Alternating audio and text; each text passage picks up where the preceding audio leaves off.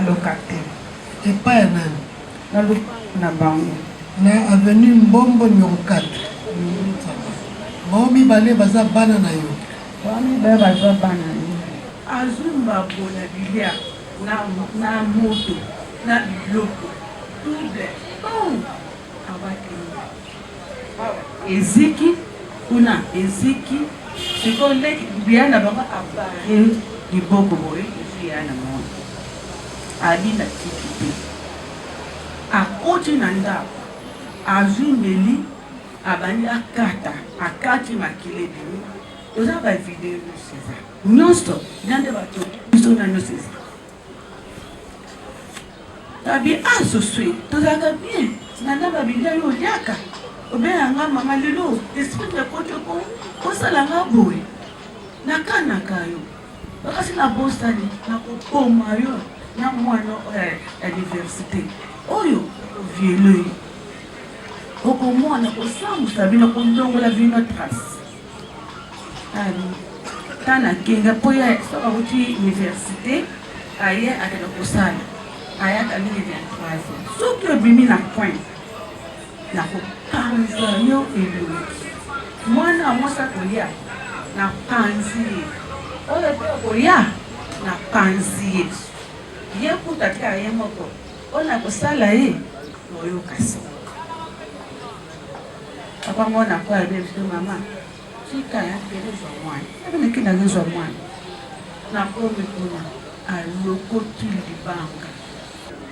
Na koboma yo alokoti bazokanga aboyi. Bakangi aboyi papa. Na denga bla kobunda ti. Na bonda na mwasi na kokati. Zosu tika. Ba polisi mo baye. Bali bakanga tika za mwana. Wana azokisipsona. Tika aza mwana. Wana kazokisina deja na liboko. Mabibo tika za mwana kwa bana. Basi kasana na banga. Ketika biso anda. Kasana na zoni mwana. Biye tokoti toketi na ndako. Tega usasa koti sanga bi na yo poye liye. Oyina boma yo na beto kasiko. Abanu komenase garçon. Na yo si garçon papa bima. Toko tolala kite tala libanga munena porte. Toko na muni ke menase le ki wa toko ni 2h du matin. E menase le ki na si mwana nga attaque bima. Kezo la police wana za kuna. Baya kulungola biso awa soto abatani. Tant mwana zokende akezwa la police papa balana ki yena lekile na mama double la mwana ba libebe pa makile sopani oya zoya ya mama ya babomi nanga zoya lisusu paloba libanga na nini libenge na moto mwana mwana 14 sani nini mwana kweli leta na zoya papa ati sosotika tobanda kabie mwana ngai nini ekoteli yo papa libenge pa na nzoto makine sopala na misubeli na misumbeli.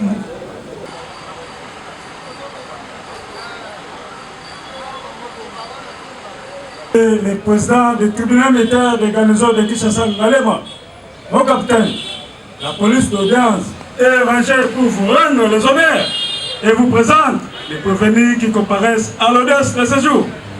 Commandant police d'audience, le message-major, Kabamba Mouloli. L'audience est ouverte. À vos pieds. À vos ordres, mon capitaine.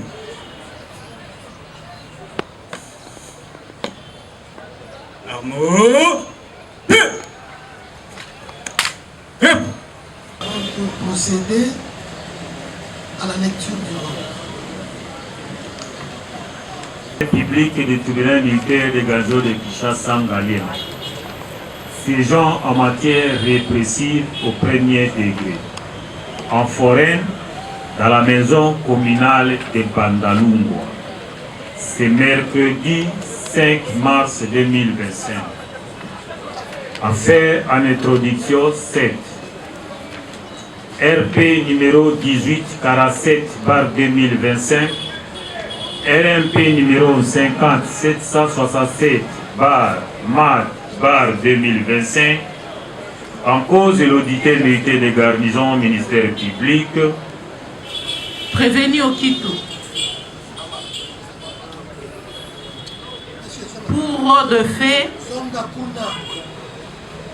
Pour de faits flagrants tels que dit l'article 1er, toute personne arrêtée à la suite d'une infraction intentionnellement flagrante ou répétée telle sera aussitôt déférée au parquet et traduite sur le champ à l'audience du tribunal. S'il n'est point tenu d'audience, le tribunal siégera spécialement le jour même ou au plus tard le lendemain. Tenant compte de cette circonstance, Monsieur le Président, étant donné qu'il y a une audience qui se tient maintenant, raison pour laquelle nous les présentons aussi devant votre auguste tribunal pour qu'ils puissent passer en flagrance nous avons dit.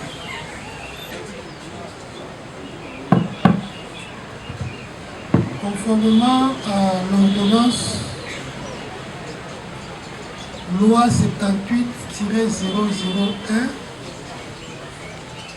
du 24 février 1978 relative à la répression des infractions flagrantes, le ministère public vient de présenter M. Toudimona ici devant sur l'état de la procédure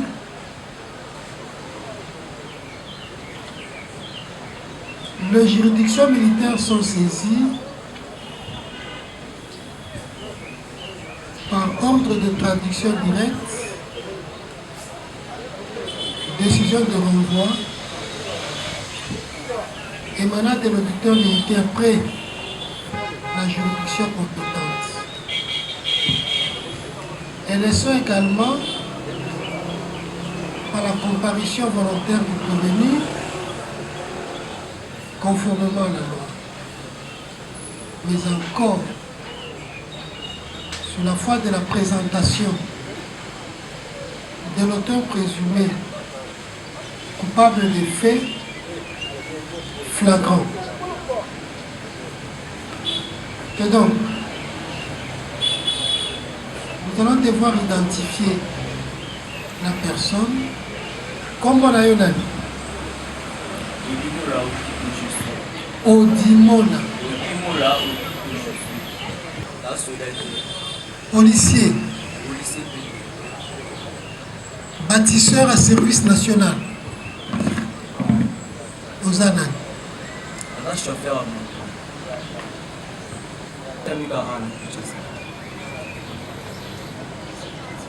Vous connaissez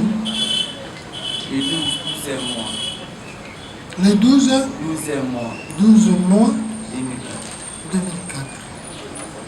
Papa Abotio, comment est-ce? Odimola Pango Serge.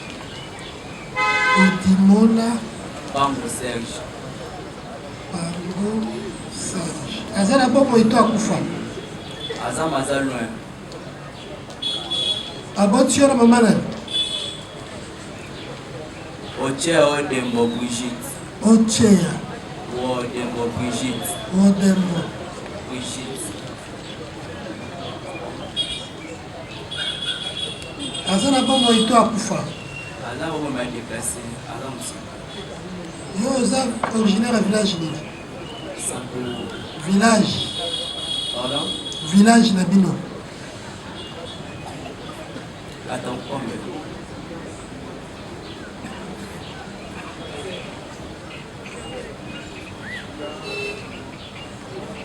Yo tangi grâce libre. On a du donné. Obala. Abala te. Obota. Nabota peke.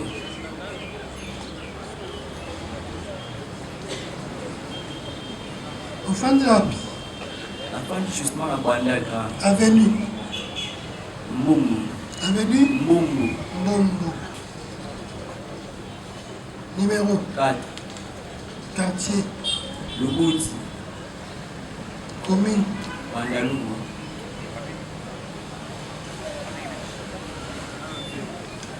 Voilà. Sur l'état de la procédure, le tribunal constate qu'il est saisi. Nous les rappelons que sur la foi de l'ordonnance loi 78-001 du 24 février 1978 relative à la répression des infractions sur le Maître, veuillez pourvoir à la défense. Merci. Pour les intérêts du prévenu Odimo Mola Okito Josué, comparé Maître Diambo Mwandansemi, Rigen. Je suis avocat près la cour d'appel de Kisagombe. Comparaison conjointe avec Maître Michael Zouka, avocat au barreau de Kinshasa. Conjointement. Maître Modeste Akololo, avocat près la cour d'appel du Congo central. Après que le premier ait assisté. Venez-nous. Monsieur, tenez-moi là. Ministère public. Présentez les faits. Nous sommes à Bondel, sur l'avenue Mbungu, numéro 4, au quartier Luboudi. Monsieur le Président, dans la nuit du samedi 1er mars au dimanche 2 mars, le prévenu Odimoula Okito, ici présent, va commettre des actes relatifs à l'extorsion de 2 téléphones, Monsieur le Président. Un téléphone iPhone XR et un autre iPhone 12 Max Pro. Il ne va pas se limiter là, Monsieur le Président. Il va encore aller administrer des coups à l'aide d'un couteau, Monsieur le Président, que nous avons saisi, Monsieur le Président. Et c'est ça le couteau. Avec le sang de ses victimes, Monsieur le Président. À l'aide de ces couteaux, Monsieur le Président, administrant des coups, il va faire des blessures au préjudice de la dame Kikumbi Moussombo Martine, la demoiselle Zola Divine, ainsi que la demoiselle Zola Kibwakindo, qui sont toutes ici dans la salle, Monsieur le Président. Ce sont ces faits-là que nous, ministère public, Monsieur le Président, au regard de la loi, entre autres, l'article 157 du Code pénal militaire, qui réprime les actes relatifs au terrorisme, qui sont donc commis avec cet aspect d'intimidation, Monsieur le Président. Vous voyez ces couteaux, Monsieur le Président. Ce n'est pas un couteau, ce couteau a du sang. Et ce sang-là, Monsieur le Président, ce n'est pas une vache, ce n'est pas non plus une chèvre, ni un chien. Mais c'est du sang humain, Monsieur le Président. Et les victimes sont ici dans la salle. Ces actes de terreur, Monsieur le Président.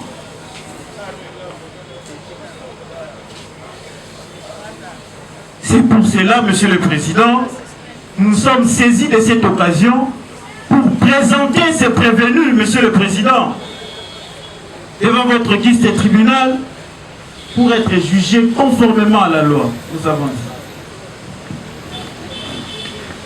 Madame Kikumbi.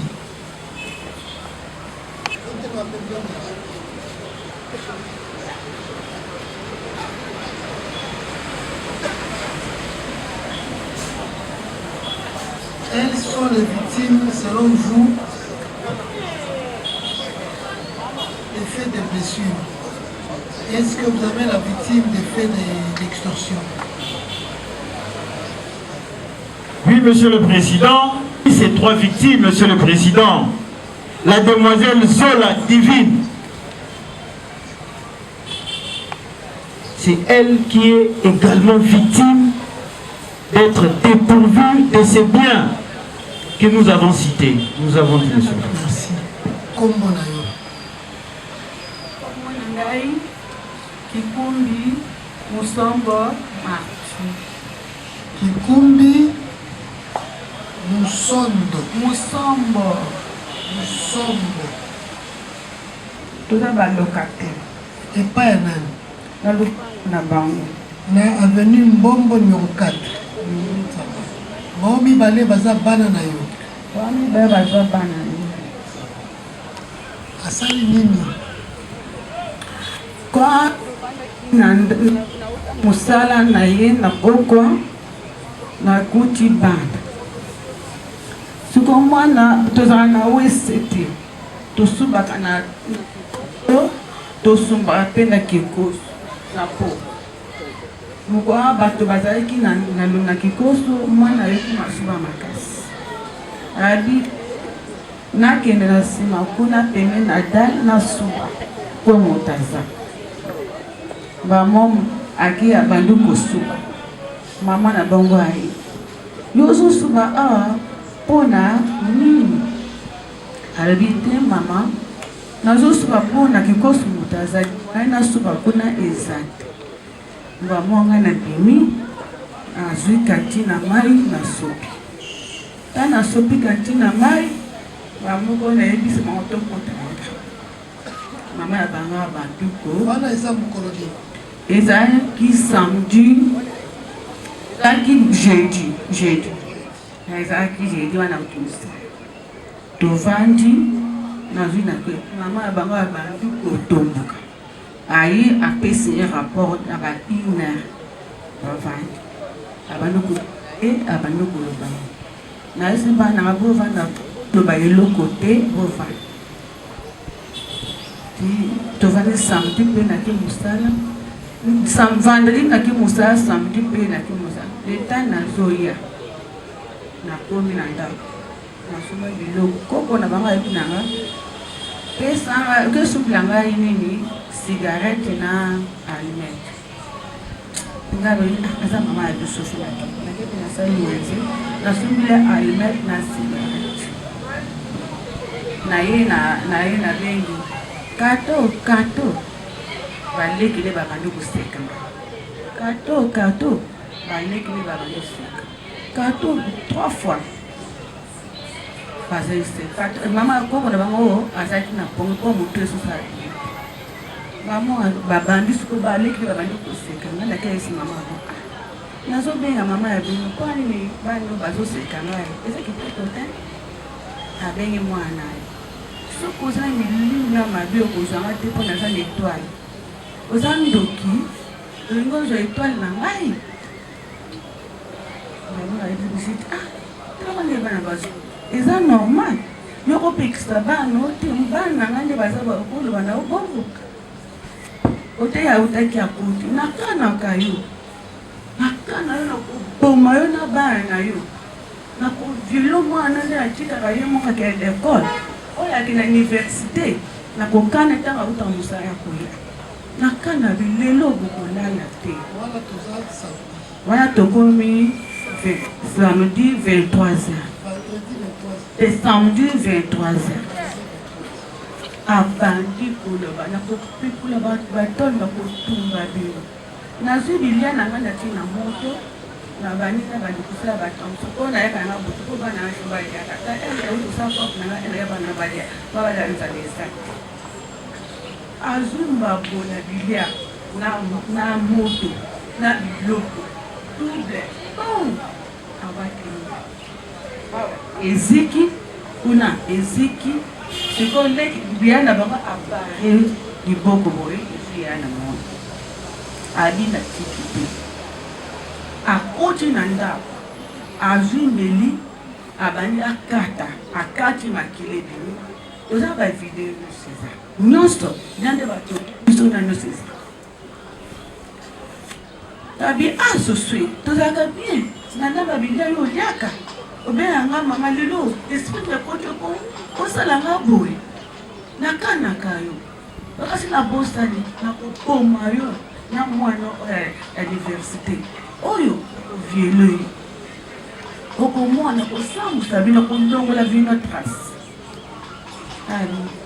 tana kenga mpo ya soka kuti université aye akenda kosala ayaka ndenge ya 3 ans soki obimi na point na kopanza yo elongi mwana mwasi akolia na panzi ye oyo mpe okolia na panzi ye ye kuta tika ye moko oyo na kosala ye noyokasi papa mwana kwa yabe biso mama tika ya pele zwa mwana abeneki na zwa mwana na komi kuna alokoti libanga nazokima toka bekokima te yo prene mosana kozala soki ozwi libanga fo ozokisa kaka bato oyuti kozokisa moto moko awa ozokisa so garçon moko awa ekomiso na maa mokolo boye badokta moko oyo atongi biso bapota nakoboma yo alokoti bazokanga ye aboyi bakangi ye aboyi papa nadenga bila kobunda te na mwasi nakoka te zozotika bapolisi mo baye bayibakanga betika aza mwana wana azokisi biso na tika aza mwana wana ka azokisila deja na liboko abebatika aza mwana babana basi garçon na banga ketika biso na ndako nazoli mwana vie tokoti toketi na ndako te garçon sokotisanga bi na yo mpo oyebi ye oyina boma yo na beto kasiko abandi komenase garçon na yo si garçon papa bima tokotolalaki te tala libanga monene na porte namoni ke emenaseleki wana tokoni 2h du matin emenaseleki nayesi mwananga aza te bima kezo la polisi wana eza kuna baya kolongola biso awa soto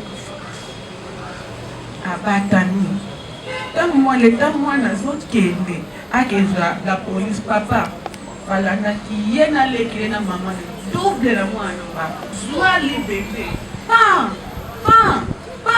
makile esopani oyo azoya yaya mama yaya babomi nanga azoya lisusu mpo aloba libanga na nini libenge na moto wa mwana mwana 14 asali nini mwana kweli leta nazoya papa lisusu tika tobandaka bie mwana ngai nini ekoteli yo papa libenge pa na nzoto makile esopali na misubeli na misumbeli nakanga nakoka te mwana vertige wana atelemi akei akezwaka na polisi baye batomboli biso bake bapeteli docteur porte otata kobinzali soki bato bakufi docteur ngambesa pona docteur ayokiaki mama kaka yo nde babeti yo omona wana kaka mwana wana batongi 14 pince batongi ye 7 pince ngai baye otomanga 5 pince nde nazaka nzoto movima eza kuvimba elungi ezovimba nzoto na wana kati ezovimba toye awa tofundi moko na bango alobi akozala biso nini traitement chile toza traitement asingaki bazolo bakofuta bakopesa biso traitement bakopesa biso akende na ye prison boza pinyonso prinini traitement nde nazazwa awa docteur esenga funa akende bakite na nga mpo naza na poa makasi ye aza na biso batala biso na radio bazamine biso batelela ndenge kansi nini tetanos ebandi kokita naloka te oza na moto akolandela yo te pauvre mwasi bino bozana mbongo ngai nga pauvre nakokabana mibale nakenga kesalela plante nanga na bizu naye ntanzambili moko bilia balia na bango lobi na ntongo babimi mbongo na fute universel anini ya suka oyo azodefendre licence siko akontanga ndenge nini bakodefendre ndenge na mbongo na ngai ya pasi oyo azosala tona sosi akosala ndenge nini nalambaka napesaka ya liaka tosololaka na ye très bien tovananaka na ye bien problème problème ni papa c'est comme akodefendre une fois na week-end ça tribunal eyoki tokozongeli kombo nanga Zola Dika Silva Givi. Zola Dika Silva. Vous êtes étudiante? Oui. Wapi? La bande qui n'a ISC, mais la carte qui dit que autant on a ISG, la main campagne. ISG.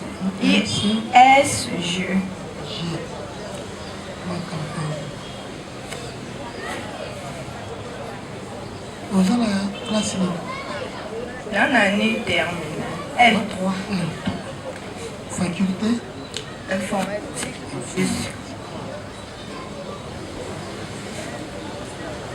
Yé maman na yo? Oui. Oui, bien. Oui, mais très bien. Oui, bien, Béni. Azak koko ya bailleur na biso. Bailleuresse na biso. Fandi lopango moko?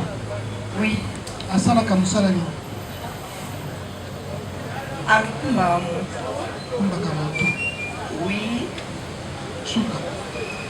Bavinaki yanke nayebi te vikelaketa na mpoka nake mosala nazongaka babantroi jeudi nazala na repo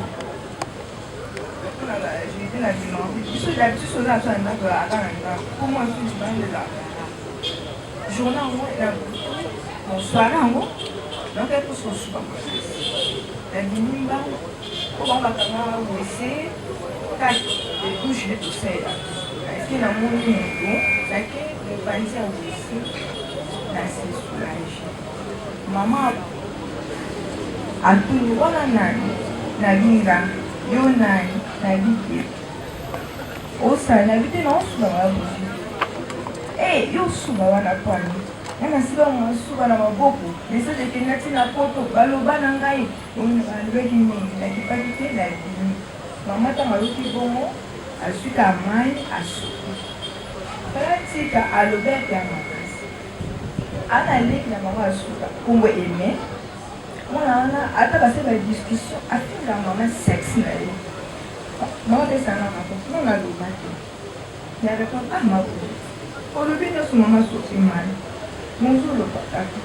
Yo ba no ko ba répond pas. Finga maman ah na ce qui leur a répondu, pour des gens même polis, ils sont aussi malheureux. Je pense à cause aussi, ma courrier va rester dans la nuit. Maman continue à cause de la journée de l'école. J'ai dit, samedi, il y a le salade. On a fait le salade, on m'a fait un chocolat. Pour qu'on aille, apparemment, ouais, ça l'a fait, mais la cigarette. Comment qu'il est comme ça, on est là. Et puis, maman, je mets la cigarette dans la tête. Après, je mets la cigarette dans la tête. Quand il y a APC, quand il y a 4 il y a moins de 1000 4 à qui fait 4 à chier. 4 à chier. Non, il y a APC à vous suis pas moi là, yo, d'habitude, à la casse, on a le corps, on a les maman, attends que maman va gagner pour la maman. À tenir aîné. Donc, le collier, il y a parce que tout était, non, maman, on a un problème dans le reste. On a un mot dans le vie. Maman, elle m'a dit, c'est un mot de pardon. Maman, mais c'est un mot de pardon. Attends, ça veut dire que moi, là, c'est ce qu'on a dit. Dieu, je suis maître plein. Voilà, il y a peut-être mes mamans ou à sa maman qui sont là.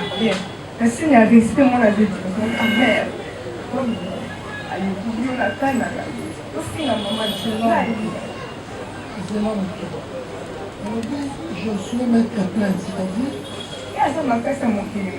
Vous avez un métier en bétail. Vous savez qu'en bétail, et si à bétail, il y a balabon.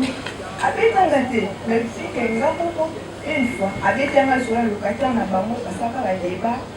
À bétail, le locataire, on a compté sa catastrophe.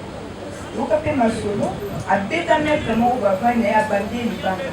Tout à qui m'a permis de connaître que l'on a un amour. À bétail, continue.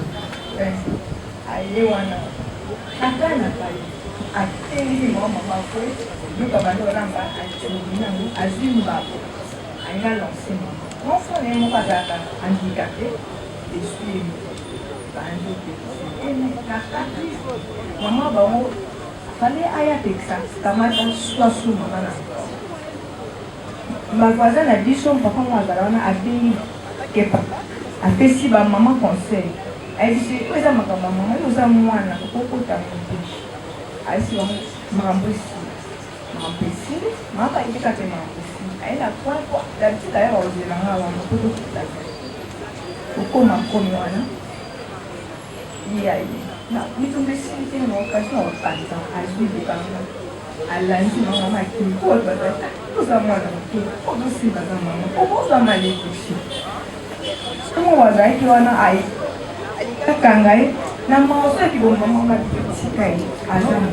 veux nous dire que tout ce qui s'est passé, c'était devant le public, c'était devant plusieurs personnes? Oui.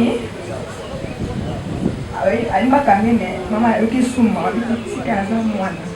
On s'est pour aller à moi. Et si moi, quand on a expliqué, dans ce moment-là, merde. Et là, c'est que maman, on a dit, ok, écoutez, nous sommes allés dans un bon, c'est pour nous avoir on a accompagné ce qu'on a on a battu il y a des avec des enfants. Il y a aussi qu'à avoir une lettre à coller dans sa voiture à Gogo, à qui quand on continue, nous décollons mon bal, je suis Tika. Je suis Tika. Je suis déjà. Tombe sur côté, à suivi, bangam à Californie. Bon, du matin, non, plutôt la bataille. La tête, si on a dormi, on a coup photométré. Après, c'est maman qui m'a. Tu vois, moi, non, fait ça va au créatif. Ok. Là-bas. Et là, la cause à tant que à lundi dessus. À Panzi de l'opinion, à Jumbo, on a dit que ça garantit. Nous avons dit que nous n'avons pas, et pas à mine, et pas à aider. À ce qui a fait pour qu'il y ait un bon matin. À Jumbo. Elle a mis des lignes. Quand on met un maman, les autres ici, maman, maman. Pour filmer en gros, pourtant on est dans la police, et ça la preuve. Est-ce que je suis? Oui. Est-ce que vous êtes un criminel? Oui. On paye la générale. On va sauter, on va ça.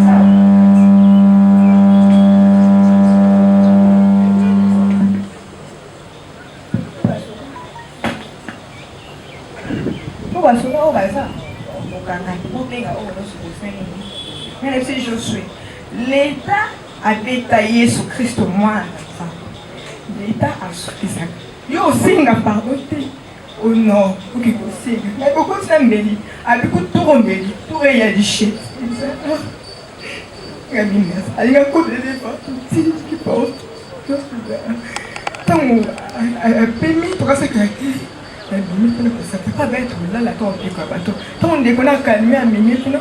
Na ine kima mama mpona kolenga na polisi kokima na omi noyeba yeba ndiki ndikinakenga c'est pas libéré de m'aider, mais je crois que c'est libéré. Peut-être qu'il faut même si la souquette la côte de la maman la et qu'il y a eu donc pourquoi il y a des pierres comme ça? Pourquoi il y a des avertissements? La belle dit, tombe, je suis Audi. Maman, je m'en souviens.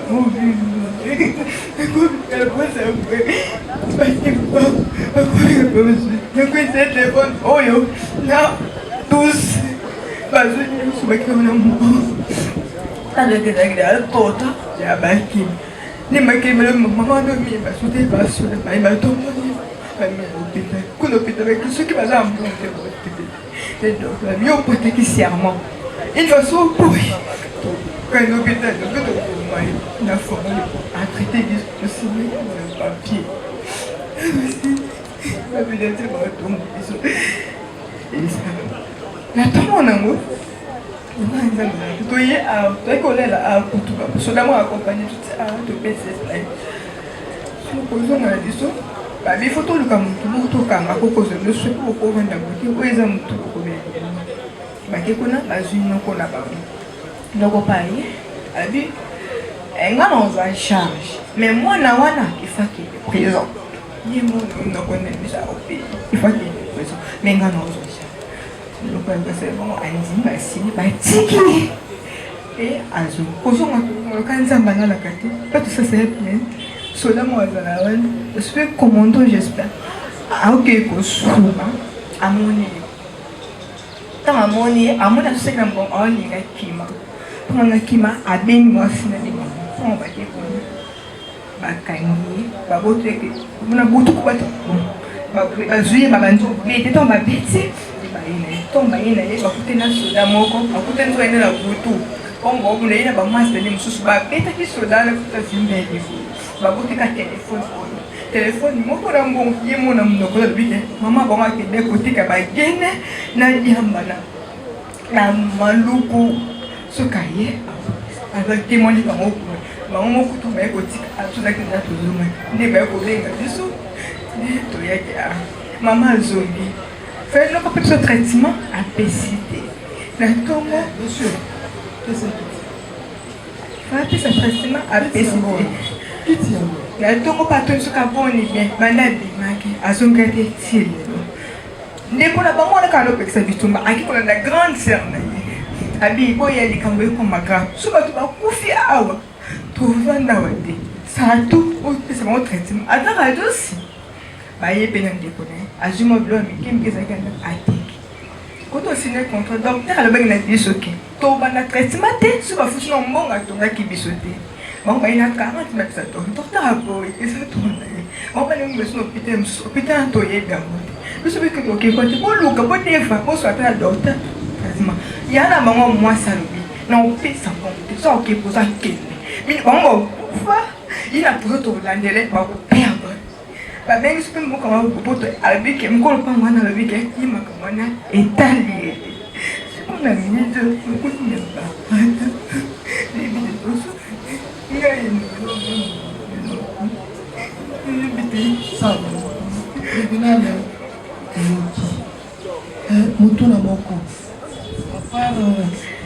acte d'agression physique, est-ce que Baboto au téléphone? Oui, des téléphones. Moi, quand on est moi, je ne comprends pas. Il y a un téléphone. Et c'est que XR, la 12 Pro. XR, la 12 Pro. iPhone. iPhone 12 Pro. Moi, quand on est à Zong ici, moi, quand on a un bon magasin. Oui, il y a un téléphone. X. Oh, il y a un iPhone. On l'appelle iPhone. Oh, il y a un zone ici. Donc, c'est un XR. XR, on est à zone ici. Oui. Voilà, à zone ici, il y a 12 Pro. iPhone? Oui. Nambon? Oui, Nambon a garanti. Donc, $500. Tribunal. Mademoiselle, Zola Nani.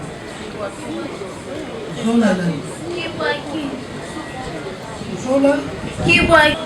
Aux âges 14 ans. Assisté de sa mère. On a la Bakis. Non, Bakis. non, non, on a la faute. Non, wana tokola nzela nakobakisa mama alobi likambo ndenge elekaki yaya aleki alobi likambo ndenge elekaki nani azokisi yo boye Josué abeti yo nini na mutu mukolo nini ça va voilà Koza maître. Koza maître. Un simple chauffeur en moto.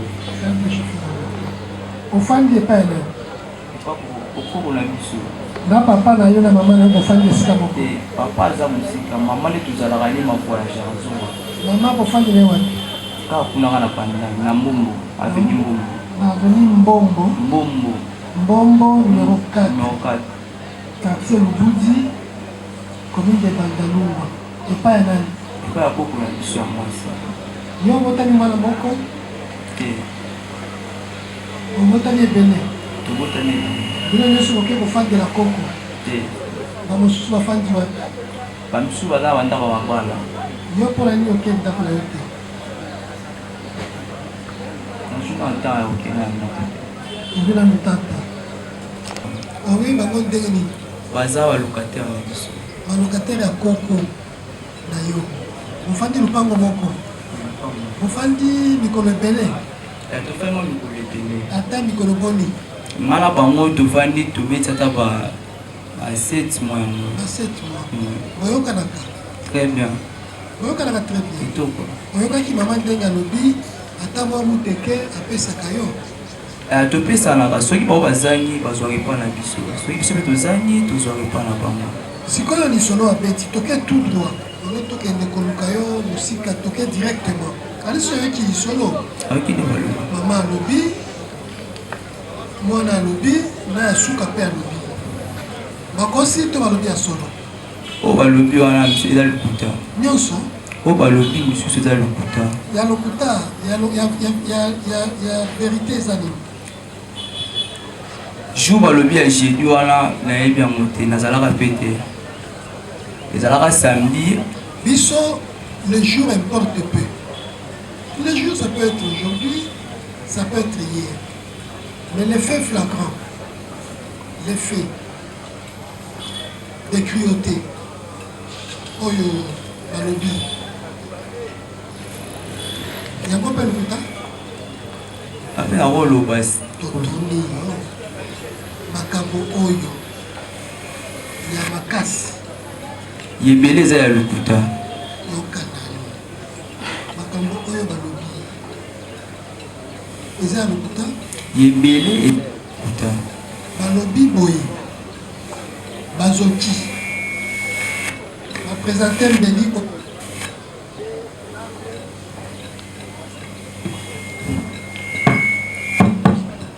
Mbeli oyo nde eloko ezokisi bango. Tomoni yango eza na matrace ya sang. Bango moko soki omoni bango baza na babando. Balobi bazoki. Moto azokisi bango eza yo. Mademoiselle Divine Zola alobi abongisi 2 téléphones iPhone XR na iPhone 12 Pro na $500. Mais sur tout le bien, elle a récupéré un téléphone. iPhone XR. Tout ça, c'est œuvre d'ailleurs, parce que le téléphone, on a joué encore dans ma banque d'ailleurs. On appelle le Kuta. On joue dans ma banque d'ailleurs. Il y a un biso tolito et bisayo que Ozana toi koloba manso. Oyo koki koloba pour la lobby kolayo. Droit kozala ba avocat, to pesio ba avocat. Droit ko bengisa ba témoin, banzeneneke. Te likambo bazoloba nga nazalaki te.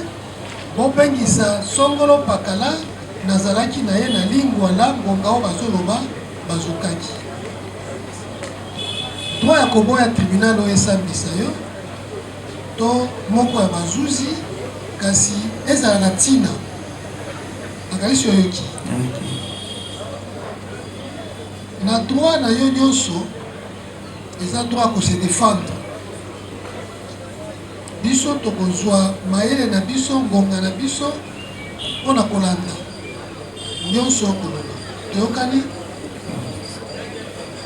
jeudi ozalaki wapi nakendaki kobula ozongaki na ndako hermine nazongaki ya parti ya mpona 4h 20h 21h nazongi ozongaki hermine nazongaki 21h.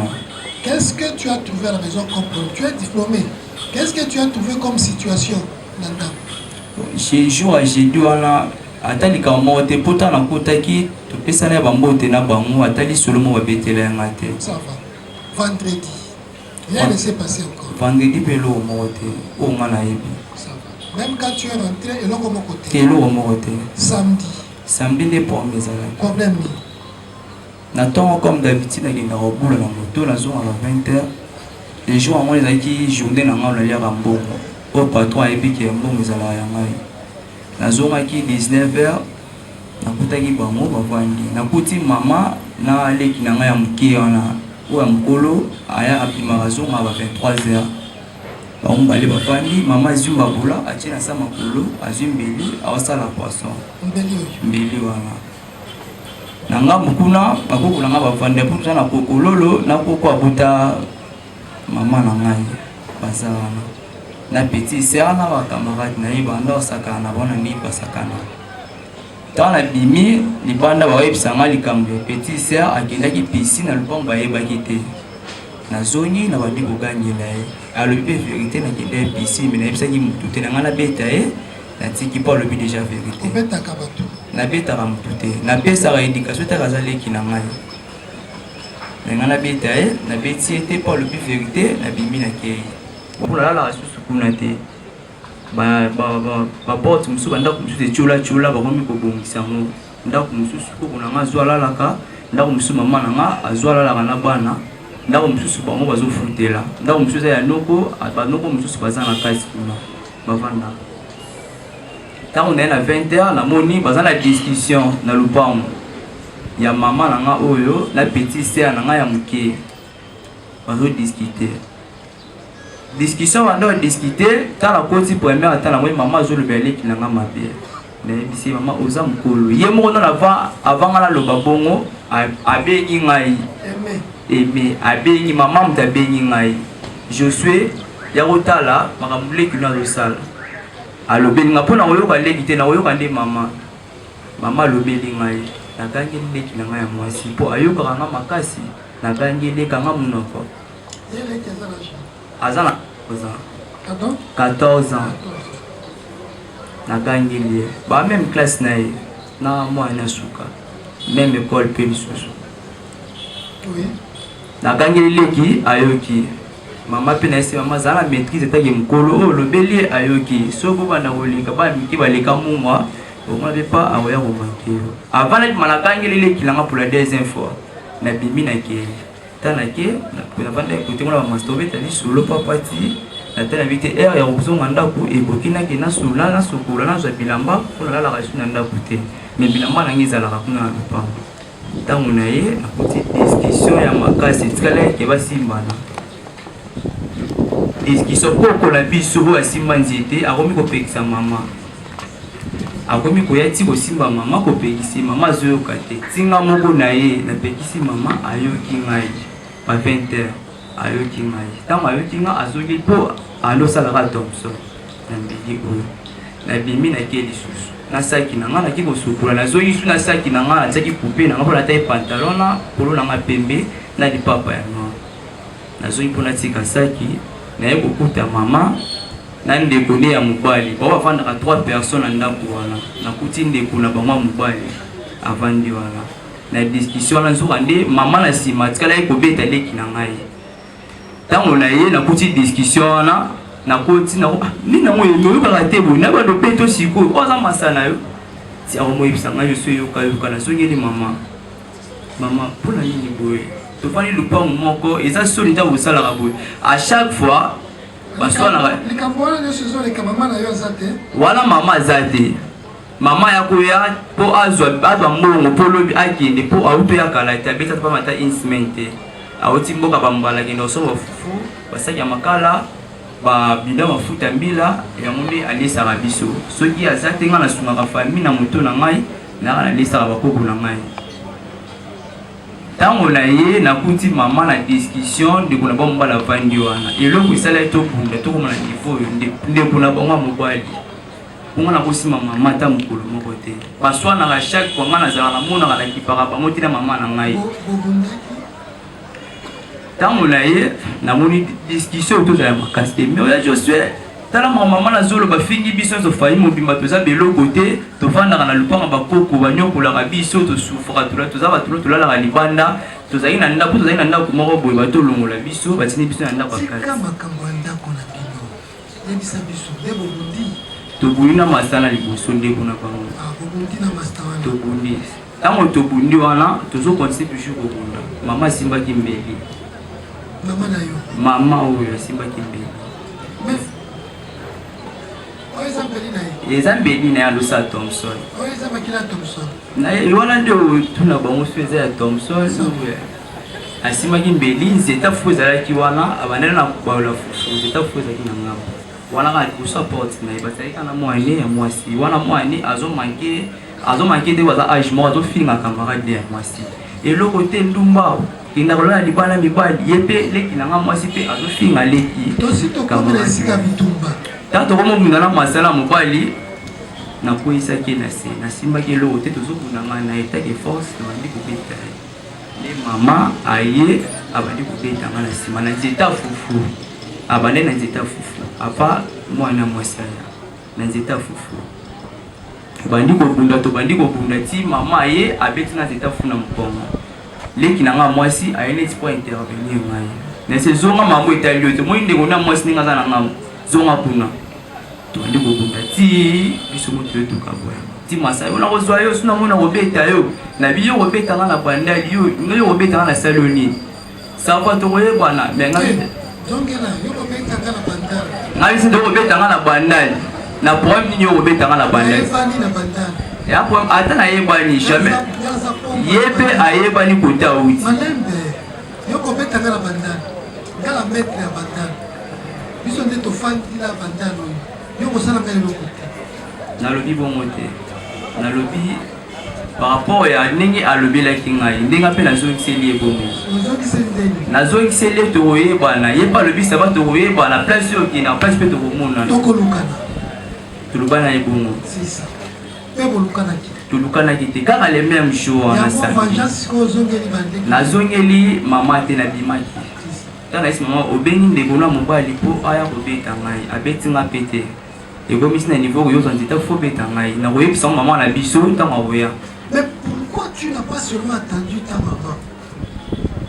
Yo bengaka ye maman. Tabengaki maman. Mwana azaleki azala mwana age na ye soki abeti esaleli esalelo tabe abetaka ye déjà papa kosilana na mama abotaki yayo nini na kati yanga eloko eza te yayo eloko te okei obundi na masita wana mobali olakanaki te tokolukana biso nyonso bamibali ozongi lisusu mama nazongelaki mama te yoka problème nazongelaki mama ntango nakei mama na biso oya na nsima mpazwa mbongo akende kolala na libongo mpo aretire babiloko na ye eyaki na ndenge ya mai na ndenge abalingi ntango mama ye akutinga te faka te fa mbongo epa na ngai ozongeli ye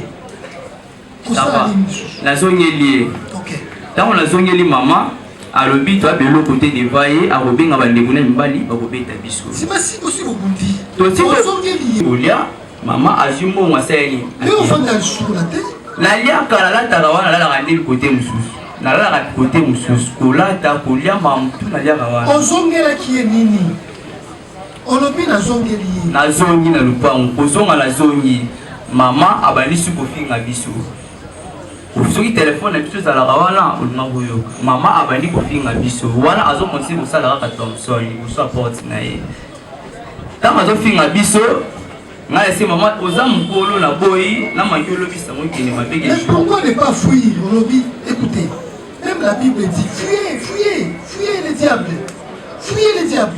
Aussi Bobundi, aussi bobundi bolakani kitokulukana ozongi lisusu kolakisaki oza mete azobenga yo mete awa nazongelaki ete soki azobenganga mete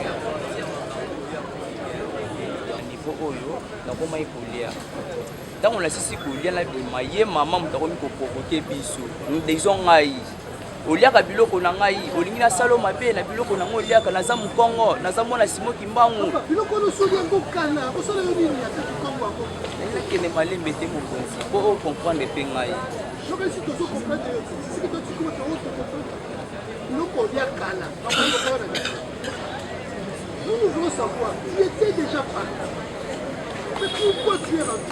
nazongaki mpo na lia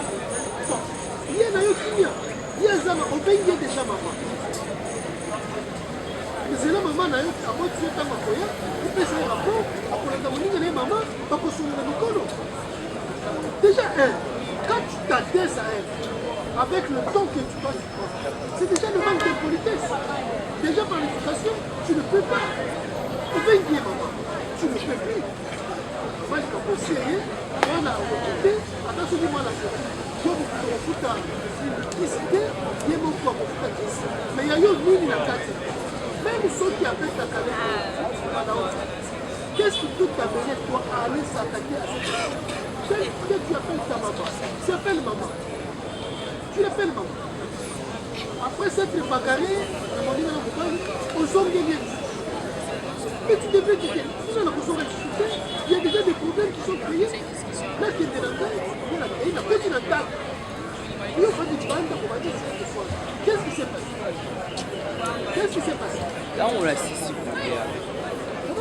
Ntango nasisi kolia nde mama akomi koloba n'importe quoi mpo na ngai oliaka biloko na ngai olingi nasala mabe na biloko ngai oliaka ngai naza mokongo naza mwana Simo Kimbangu nayi mama atosali nyonso ekozwa nango te mpo tolianaka oza mama napesa bo respect na boye ekoma mama kanyelinga porte ya clôture oyo ya lupango ya monene central akanyelinga porte ozela mwana ngai ya mobali azoya awa obunda na ye nazokomprendre pete soki mosusu soki oyo tobunda na ye aya tobunda nayi mama na boyo osimola nzoto oza mama na ngai na mama ebele osala libanda mpo aza na posa ke ngai nasimba ye mpo lobi ekoma o mwana na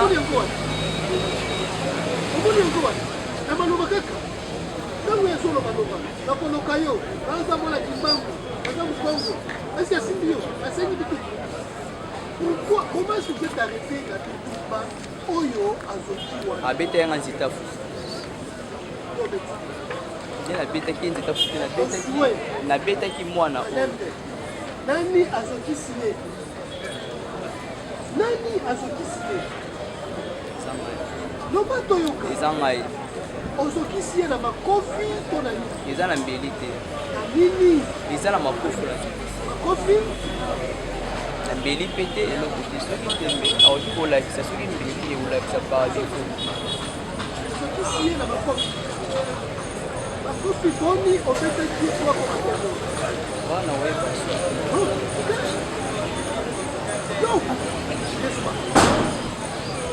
n'est-ce pas que yo bundaki obundaki na mwana na ya mobali selon tes explications eloko moko te place physique moko te akoloba ke bati avec tala yetinarika kozoka wana na makofi to na nini donc oyo même si kaka na makuku basangilaki nga bayaki kuku ye nayebi te mpo namonaki na bitumba te namonaki apart kofinga namonaki na bitumba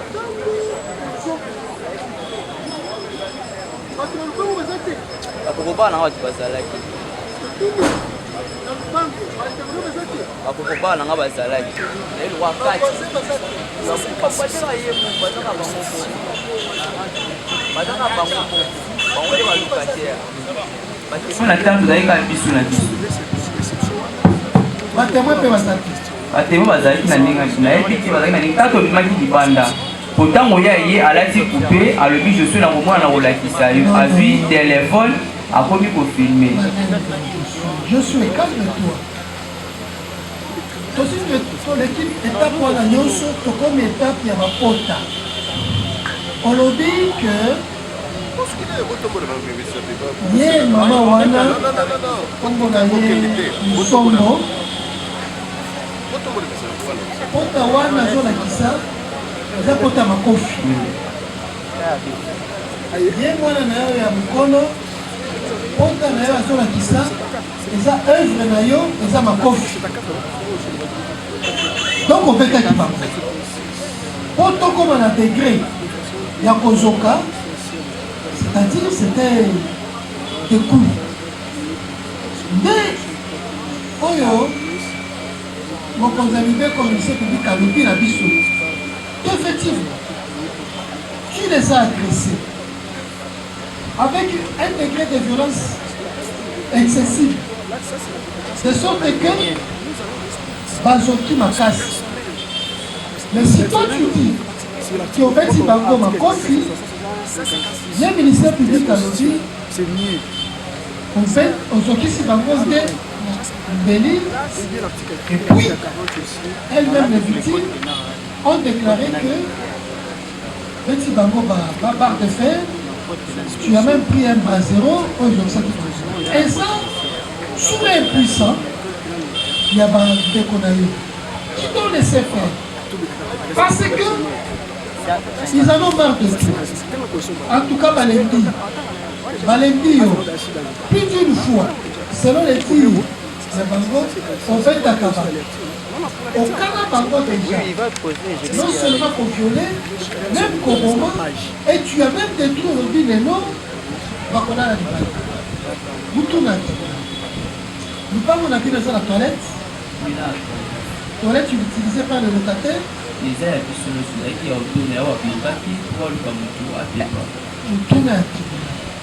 est-ce que lupango eza la toilette utilisée si les lots bato bakokota la toilette eza bloqué po eza ya kotonda tokoma kosalela po kosalela po na bino na bango là tu confirmes est-ce que ozwaki rapport sur le fait d'uriner ya mademoiselle Divine oyo ntango akende kosuba kose dégager et sepelisa-ki encore d'un côté et ça n'est pris à elle et puis ça engendrait des paroles après ce qui est rapport à Diego et c'est là où il y a le dit tu les as menacés que Daï n'a pas dit ça dit universitaire est-ce qu'il y a des cas universitaires on a dit qu'il y a dans la classe est-ce que oyebi ke wana mosusu aza mwana classe atikaka na ndako ye moko est-ce que oyebi ke atikalaka na ndako yango oprometaki déjà ke okoviole ye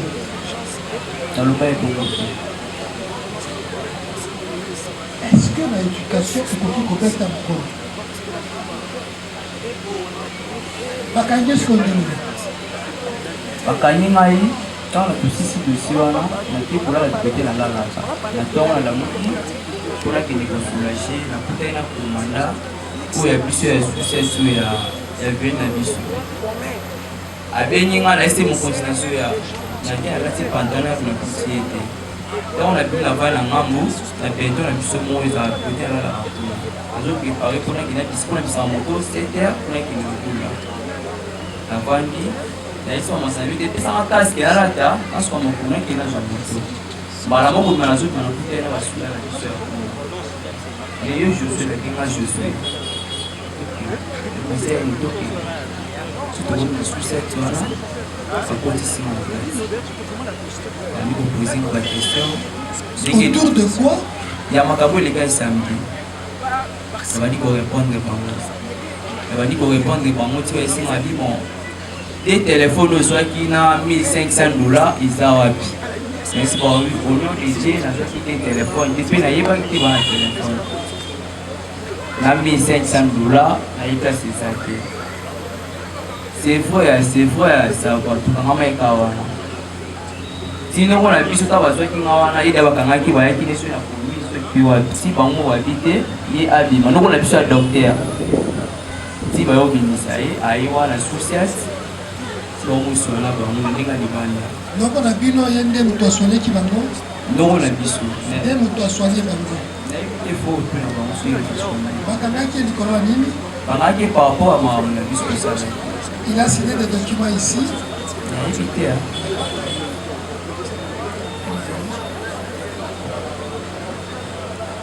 mwana mboka kodimola balukana na otala bamama misato bavandi kuna na bango près de 6 mois est ce que na mituna bango bazalaka bongo te bazalaka bongo te soki oyebisa na tribunal nini esaliki bazala bongo à partir ya bitumba tobudi nde komisi bango bongo à partir ya bitumba bobundi nde komisi bango bongo motuna mibale yo oza mwana mobali bango baza basi eske yo kokovunda na basi epuis ozo confirme ke no yo nde obundaki na bango eza malamu ok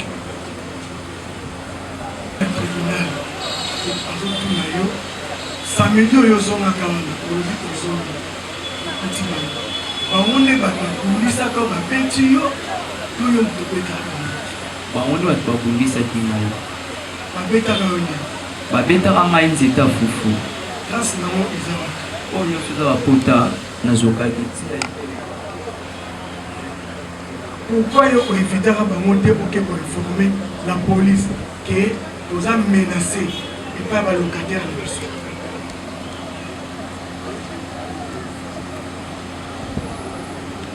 azoki na nini azoki na maboko na yo mpona nini mobali oyo bokunda na liboso amonani awa te na bapota babombi ye na bapota na ye azoki te babombi ye azoki te babombi ye na bango maboko na yo ezokisi bango okoki koyebisa tribunal eloko nini ezokisaki bamamo misato iske bosi bobundi na ndeko na bango azoki te me oye na basi kaka makofi no moko wana ezokisi bango yebisa tribunal eloko nini ezokisi bango eza maboko na ngai outilize instrument mbeli te eloko nyonso bazoloba wana mbeli te eloko te me na mobali azoki te na mobali azoki te na maboko no wana yebisa na tribunal mashini eza wana kaka maboko no mibale wana basi bazoki bango misato mobali azoki te kaka na maboko no mibale wana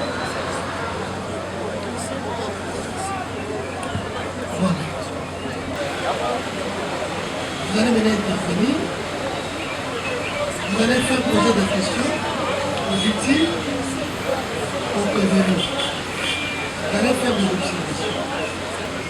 Les déclarations du prévenu Odimoula.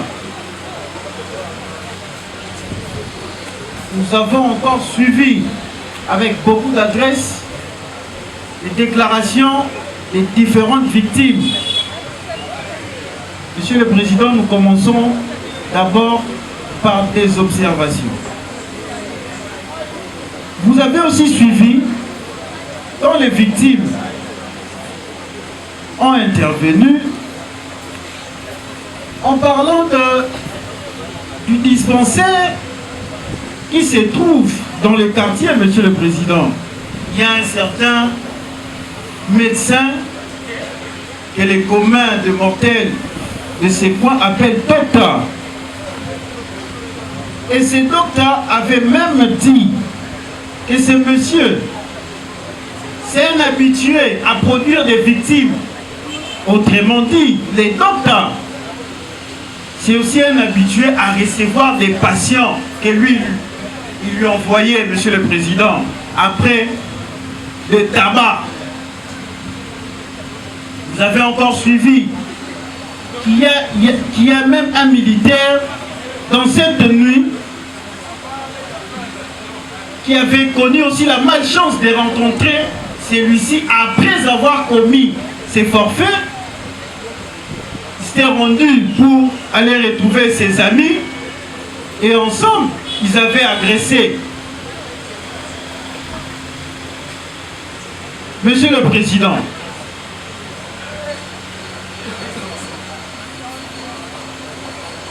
le ministère public va se limiter seulement à faire des observations, puisque le prévenu a bel et bien dit que c'est moi, Naïmoutou Nazoki Sibango. Naïmoutou Nazoki Sibango, Monsieur le Président. Et à voir, puisqu'il y a des vidéos, le téléphone est mis en charge, Monsieur le Président, nous allons vous le montrer tout à l'heure.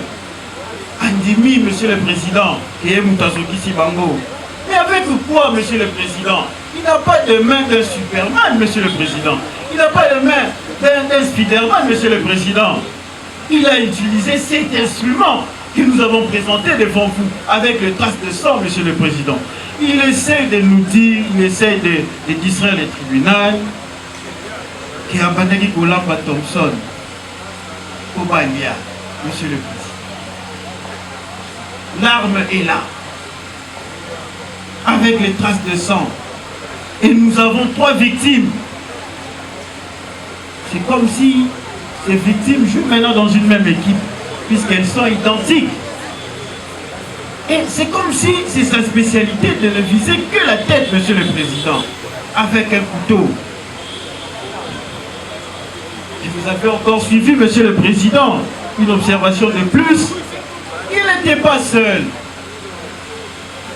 Il était incité par sa mère, Monsieur le Président. D'ailleurs, lui-même, comme il dit, il reste dans une parcelle où lui-même il s'est expliqué qu'il reste là-bas, puisque c'est vraiment une confusion, une généalogie, Monsieur le Président. Et sa mère se trouve en fuite, Monsieur le Président. Le ministère public va aussi s'en prendre à cette mère, Monsieur le Président.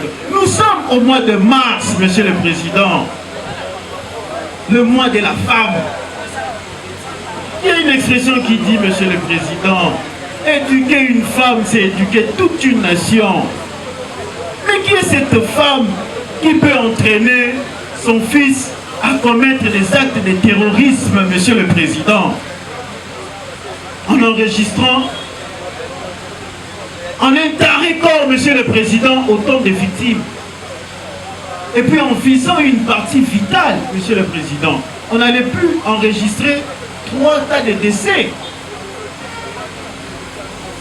3 cas de décès, Monsieur le Président. Monsieur le Président, nous sommes au mois de mars, Monsieur le Président. Éduquer une femme, c'est éduquer toute une nation. La femme doit savoir, une mère doit savoir quel est son rôle vis-à-vis de ses enfants, Monsieur le Président.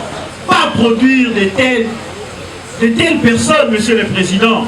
Une personne qui va inquiéter une parcelle, 2 parcelles, tout un territoire, une localité, une commune, Monsieur le Président, puisqu'elle est réputée, Monsieur le Président.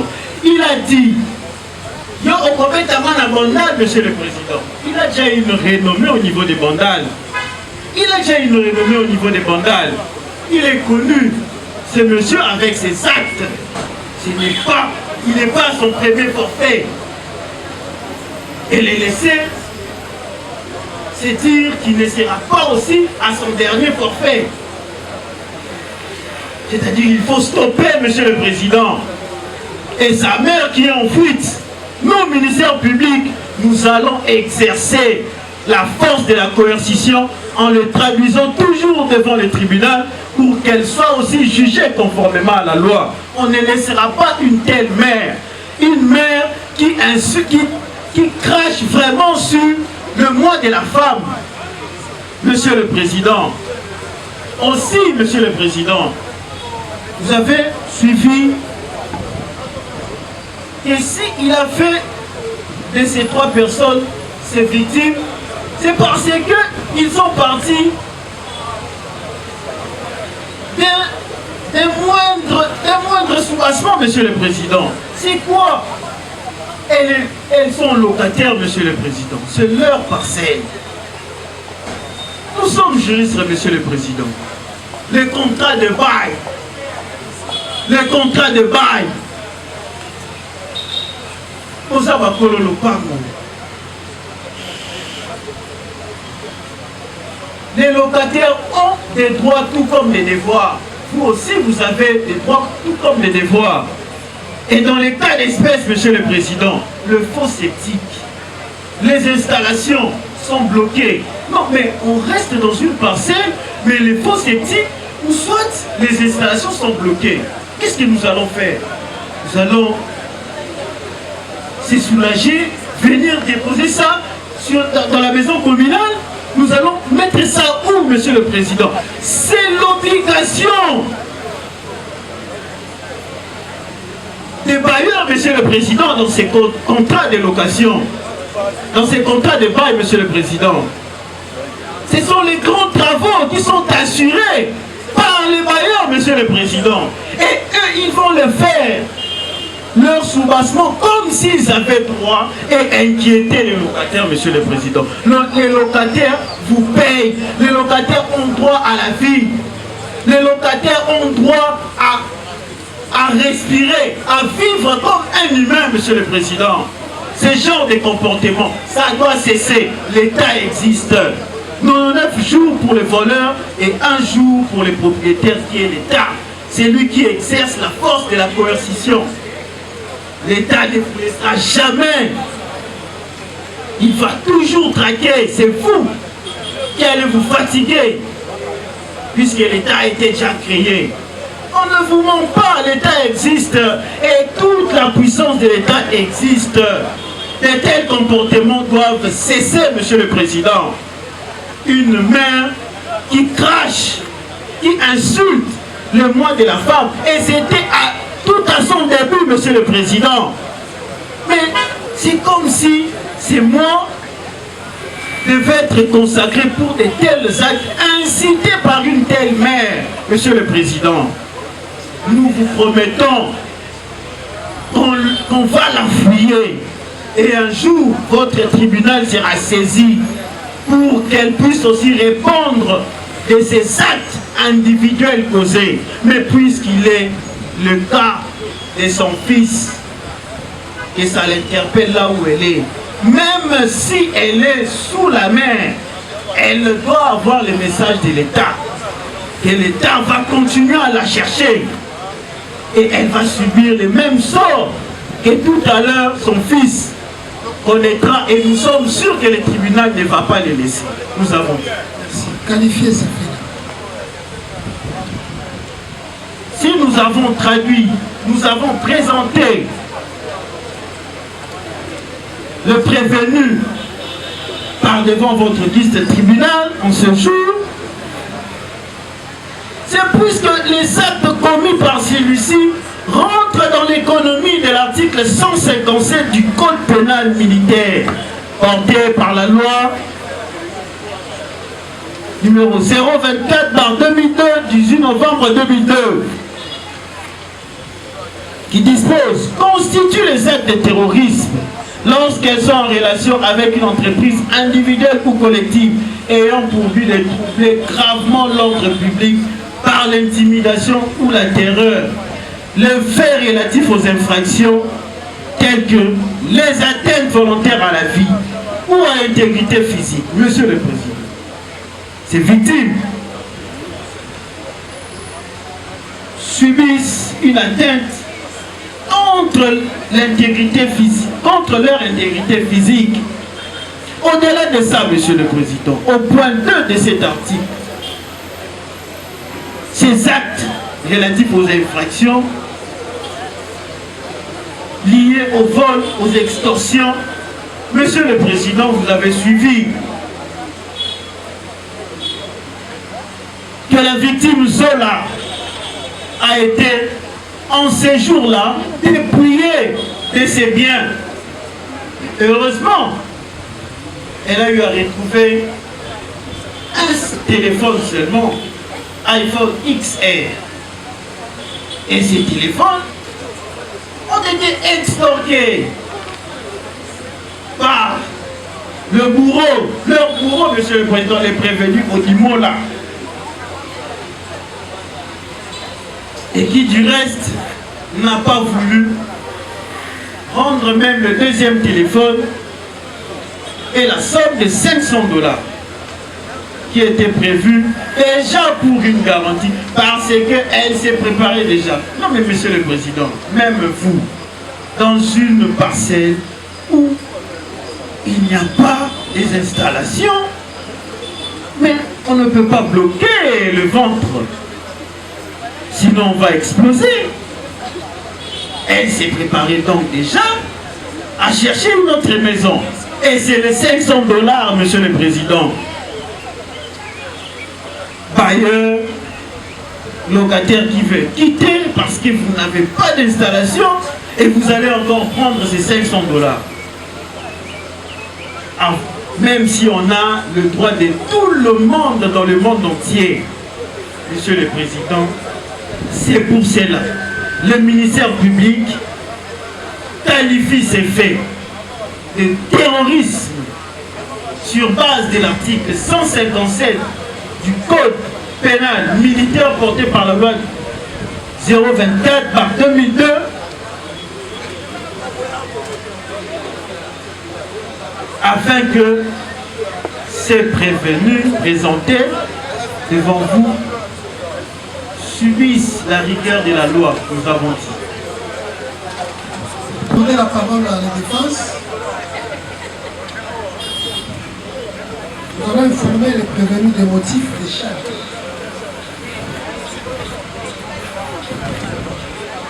Le ministère public présente le prévenu Odimola Okito Josué pour avoir commis des actes en relation avec une entreprise ayant pour but de trouver d'avoir l'ordre public par la terreur et l'intimidation. L'espèce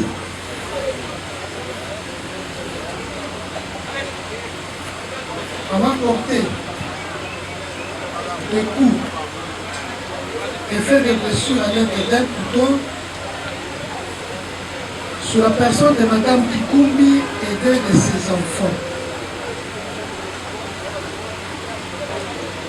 Avoir procédé à l'extorsion de deux téléphones de Mademoiselle Zola Divine et une somme de 500 $. Tous ces faits sont répréhensibles des dispositions des articles 157 et 158 du Code pénal militaire. Josué, auditeur militaire, ministère public, afundi alobi baacte nyonso oyo osali eza baacte ya kikuluna na mokuse. Bakuluna oyo babangaka leta te, somo mpe te. Babetaka bato na moi to butu liboso ya bato mpe na molili, kobotolaka, koyibaka, kobebisaka. Eyo obeti bango na mbeli oyo ozokisi bango, obotoli mpe Mademoiselle Divine Zola de téléphone iPhone Pro 12 XR na mbongo epekisami na buku ya mibeko ya basoda oyo babengi na lopoto Code pénal militaire na article 157 na 158. Oyoki loba, est-ce que oyoki? Est-ce que eza ya solo? Est-ce que eza ya solo? Voilà, pour être intervenir. Président, pour la parole accordée, auguste membre de la composition, et c'est l'organe de la loi. Nous avons suivi les faits de la présente affaire.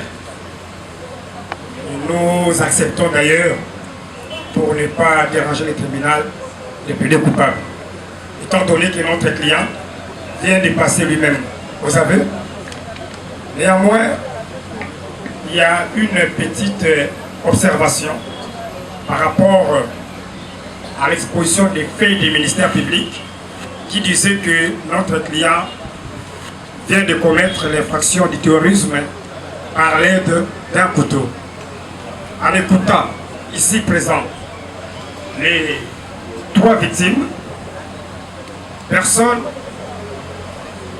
où la maman avait dit c'était Alingala, Alima Bende. Sa fille a dit c'était les couteaux. Concernant la cadette de la famille, celle-là n'était pas d'ailleurs présente. Néanmoins, votre tribunal, ensemble avec nous, nous allons tirer des conséquences. Est-ce que nous pouvons soumettre ces faits aux conclusions, aux réquisitions et plaidoiries? Pas de souci, merci. Suspendre pour 10 minutes. Merci pour votre problème.